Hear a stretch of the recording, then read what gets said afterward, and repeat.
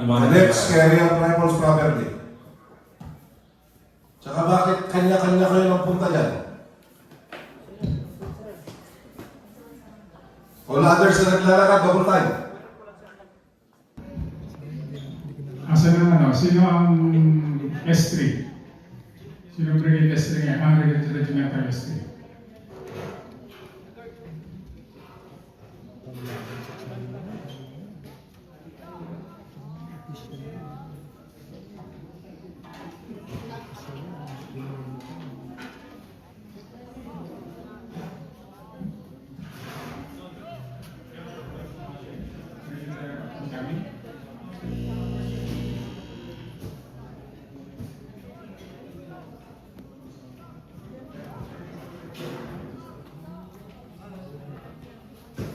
March off to the Bormeville.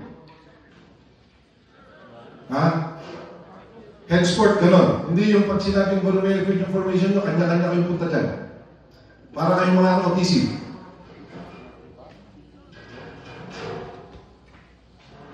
And pag sinabi kung 13-4-5 ang formation nyo, dapat in place na kayo lahat, hindi yung naglalakad pa.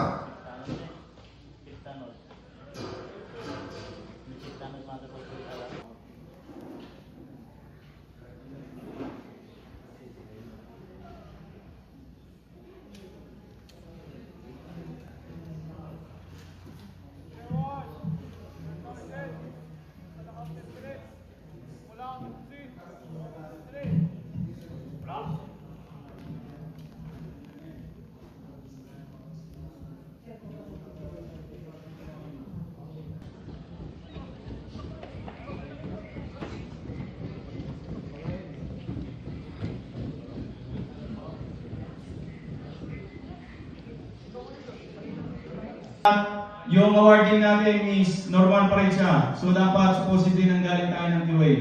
Since nandito na tayo, Baron, start tayo sa manual parts. Yung sequence natin, Baron, yung normal pa rin tayo.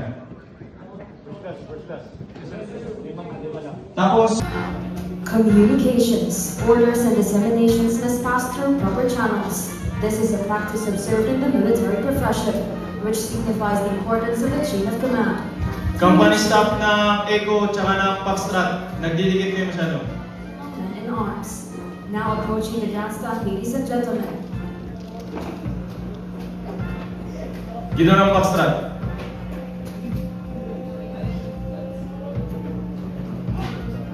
Upon the salute of his officers, the regimental commander acknowledges, gives instructions. Company staff ng Echo, move left kayo onte, patake ng tanong mamaya.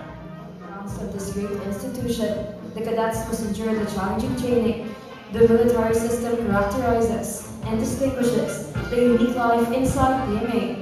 It fosters punctuality, order, discipline, and respect for authority. By placing cadets in a uniform plane, it enables these young men and women to advance through self-reliance, initiative, and strength of character.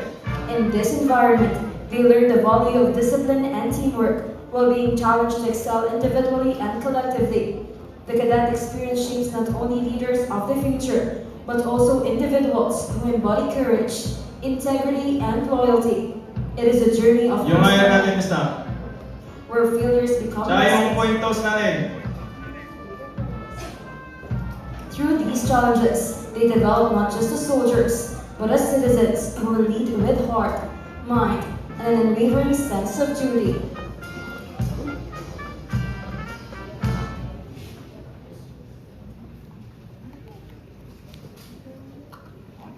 To present the court to our guest of honor, Honorable Ireneo C. Espino, Senior Undersecretary, Department of National Defense.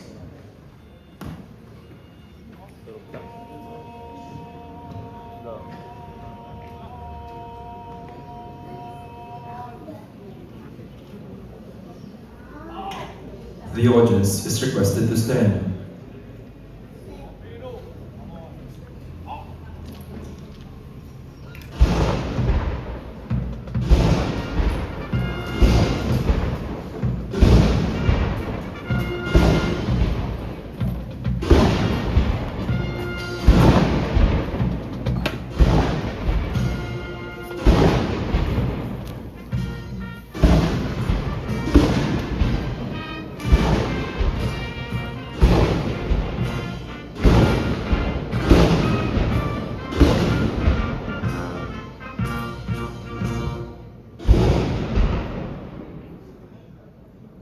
Thank you. You may now be seated.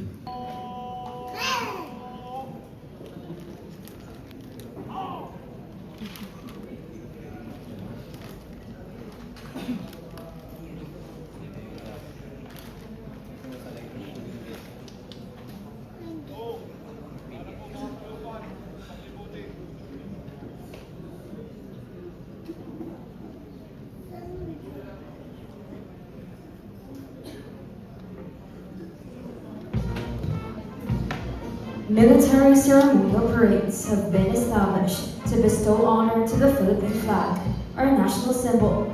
Recipients of awards and decorations are also accorded this honor. This is followed by the inspection of the troops, if the reviewing officer so desires. He retired as a Lieutenant General of the Armed Forces of the Philippines, hailing from Pulilan, Bulacan. His pursuit of excellence is marked by a steadfast dedication to continuous learning and professional development. Furthering his academic credentials, he earned a Master's in Management from the Philippine Christian University and a Master's in Security Studies from the Naval Postgraduate School in Monterey, California, USA. Most recently, he completed a Doctor of Philosophy in Public Safety and Security Governance at the Philippine Public Safety College. With over 3 decades of distinguished service in the government, Senior Undersecretary Espino exemplifies exceptional leadership and has held pivotal positions of responsibility within the Armed Forces of the Philippines.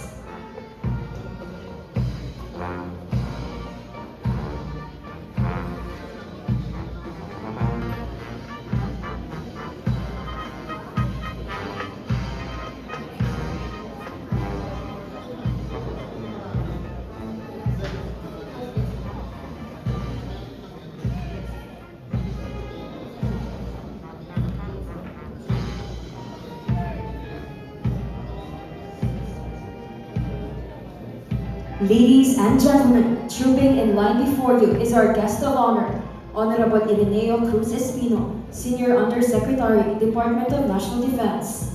He is accompanied by Vice Admiral Cesar Bernard N. Valencia, Philippine Navy, Superintendent of the Philippine Military Academy, and by the Regiment Commander, Cadet First Captain Ian Harold Bihubilia, CCAFP.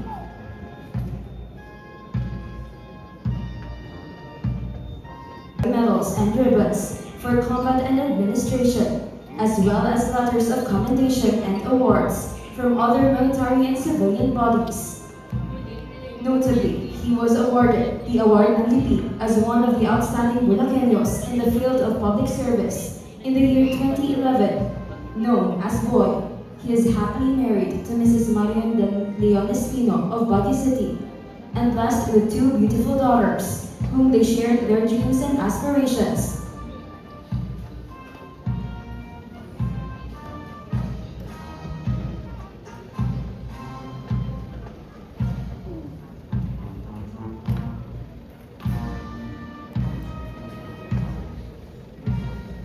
Looking back at history, trooping the line was brought about by the invasion of mainland Greece by the Dorians in 1200 BC.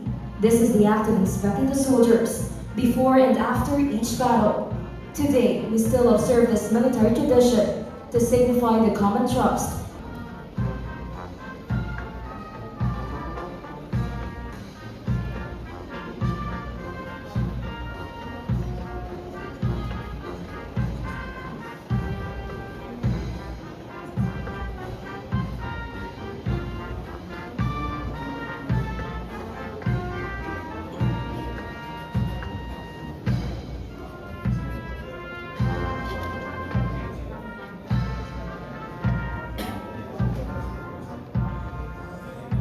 Ladies and gentlemen, our guest of honor and speaker, Honorable